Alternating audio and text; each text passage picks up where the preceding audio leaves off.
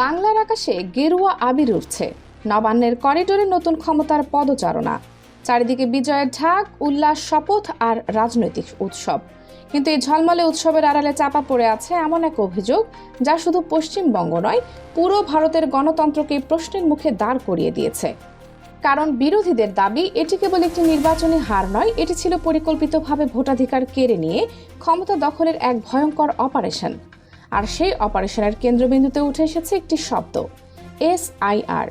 রাজনৈতিক মহলের দাবি, SIR এর আড়ালে এমন এক গোপন খেলা চালানো হয়েছে যেখানে নিশানা করা হয়েছে বাংলার সংখ্যালঘু মুসলিম এবং প্রান্তিক হিন্দু ভোটারদের, যারা বছরের পর বছর তৃণমূল কংগ্রেসের ভোট ব্যাংক হিসেবে পরিচিত। অভিযোগ উঠেছে লক্ষ লক্ষ মানুষের নাম অত্যন্ত নিখুঁতভাবে ভোটার তালিকা থেকে বাদ দেওয়া হয়েছে। বাইরে থেকে সবকিছু স্বাভাবিক দেখালেও ভেতরে ভেতরে চলছে ভোটার ছাঁটাইয়ের এক অদৃশ্য অভিযান। আর এখানেই শুরু হচ্ছে সবচেয়ে বড় বিতর্ক। সুপ্রিম কোর্টের এজলাসে যখন এই মামলা ওঠে, তখন তৃণমূল কংগ্রেসের বর্ষিয়ান সাংসদ ও আইনজীবী এমন কিছু তথ্য ও পরিসংখ্যান তুলে ধরেন যা আদালত কক্ষকে মুহূর্তেই ভারী করে তোলে। তার দাবি ছিল অত্যন্ত স্পষ্ট, এই নির্বাচনের ফলাফল প্রকৃত জনমতের প্রতিফলন নয়, বরং ভোটাধিকার কেড়ে নেওয়ার মাধ্যমে ফলাফলকে প্রভাবিত করা হয়েছে। তিনি আদালতে জানান, এবারের নির্বাচনে বিজেপি এবং তৃণমূল কংগ্রেসের মোট ভোটের ব্যবধান ছিল প্রায় 32 লক্ষ। অর্থাৎ গোটা রাজ্যে ব্যবধান যতটা, ঠিক তার থেকেও বেশি সংখ্যক মানুষের ভোটাধিকার নিয়ে প্রশ্ন তৈরি হয়েছে। কারণ SIR সংক্রান্ত আপিল ট্রাইব্যুনালে আটকে ছিল প্রায় 35 লক্ষ মানুষের আবেদন। অভিযোগ, নির্বাচন কমিশন সেই আবেদনগুলোর নিষ্পত্তি না করে ভোটার তালিকা চূড়ান্ত করে ফেলে। একবার ভাবুন পরিস্থিতিটা, যে রাজ্যে সরকার গঠনের ব্যবধান 32 লক্ষ ভোট, সেই রাজ্যে 35 লক্ষ মানুষ ভোটই দিতে পারলেন না। আর বিরোধীদের অভিযোগ, এই বাদ পড়া মানুষের বড় অংশই ছিলেন মুসলিম এবং প্রান্তিক হিন্দু সম্প্রদায়ের ভোটার, অর্থাৎ এমন সব মানুষ যাদের রাজনৈতিক অবস্থান আগে থেকেই অনেকটাই পরিষ্কার ছিল। এখান থেকে শুরু হয় গণতন্ত্র বনাম ক্ষমতার সবচেয়ে বড় সংঘর্ষ। আদালতে এরপর যে তথ্য তুলে ধরা হয় তা যেন রাজনৈতিক থ্রিলারের ক্লাইম্যাক্স। কল্যাণ বন্দ্যোপাধ্যায় 31টি বিধানসভা আসনের নির্দিষ্ট তথ্য আদালতের সামনে পেশ করেন। দাবি করা হয়, এই আসনগুলোতে বিজেপি জিতেছে খুব অল্প ব্যবধানে, কিন্তু সেই ব্যবধানের চেয়েও অনেক বেশি সংখ্যক ভোটারকে তালিকা থেকে বাদ দেওয়া হয়েছে।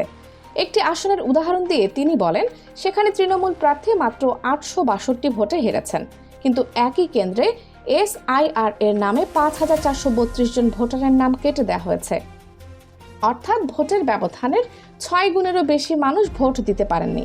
এখানে প্রশ্ন উঠছে, যদি এই মানুষগুলো ভোট দিতে পারতেন তাহলে কি ফলাফল বদলে যেত? রাজনৈতিক বিশেষজ্ঞদের মতে এটাই এখন পুরো মামলার মূল কেন্দ্রবিন্দু।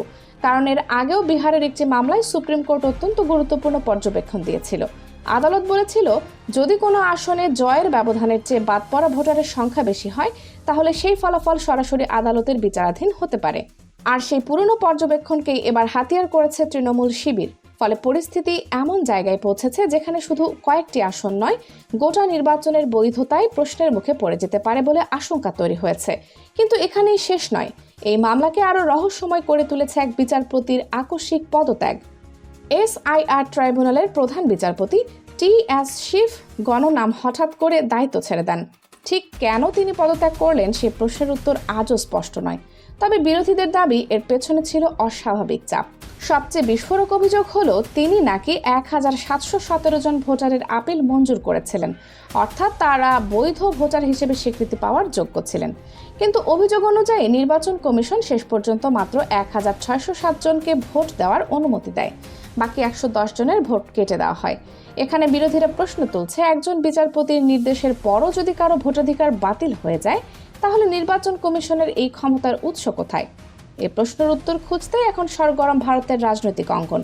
অনেকেই অবশ্য বলছেন, পশ্চিমবঙ্গের সরকার বিরোধী হওয়া ছিল, দুর্নীতির অভিযোগ ছিল, মানুষের মধ্যে ক্ষোভ ছিল, তাই পরিবর্তন হওয়াটা অস্বাভাবিক কিছু নয়। কিন্তু ঠিক তখনই সামনে আসে আন্তর্জাতিক সংবাদ মাধ্যমের একটি বিশ্লেষণধর্মী রিপোর্ট। সেই রিপোর্ট অনুযায়ী SIR দ্বারা প্রভাবিত 112টি আসনে 2021 সালে তৃণমূল কংগ্রেস জিতেছিল 86টি আসনে, বিজেপি পেয়েছিল মাত্র 26টি। কিন্তু 2026 সালে এসে একই এলাকায় নাটকীয়ভাবে ফলাফল উল্টে যায়। বিজেপি উঠে আসে 72টি আসনে, আর তৃণমূল নেমে আসে 39-এ।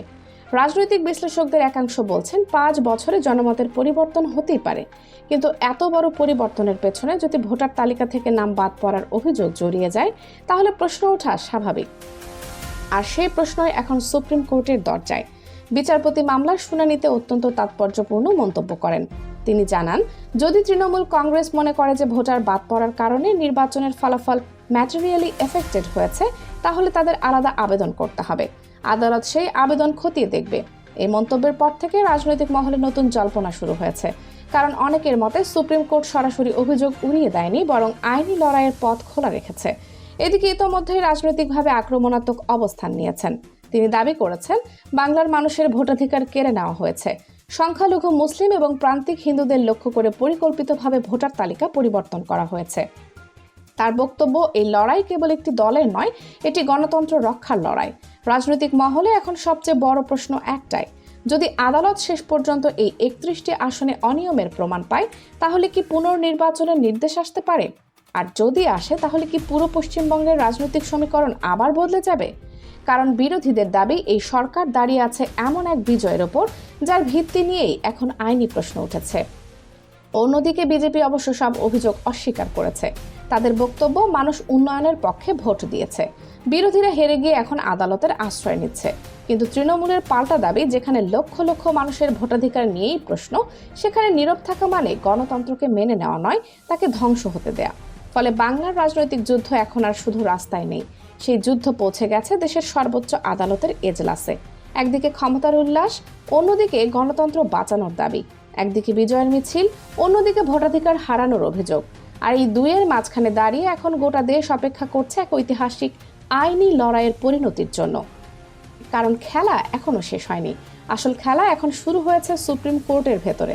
প্রিয় দর্শক, এই পুরো ঘটনাকে আপনি কিভাবে দেখছেন? আপনার মতে এটি কি সত্যিই গণতন্ত্রের উপরে আঘাত, নাকি নির্বাচনী পরাজয়ের পর রাজনৈতিক অভিযোগ মাত্র? আপনার মতামত জানিয়ে দিন মন্তব্যে। আর এমন বিশ্লেষণধর্মী রাজনৈতিক প্রতিবেদন পেতে চ্যানেলটি সাবস্ক্রাইব করে বেল আইকনটি অবশ্যই অন করে রাখুন।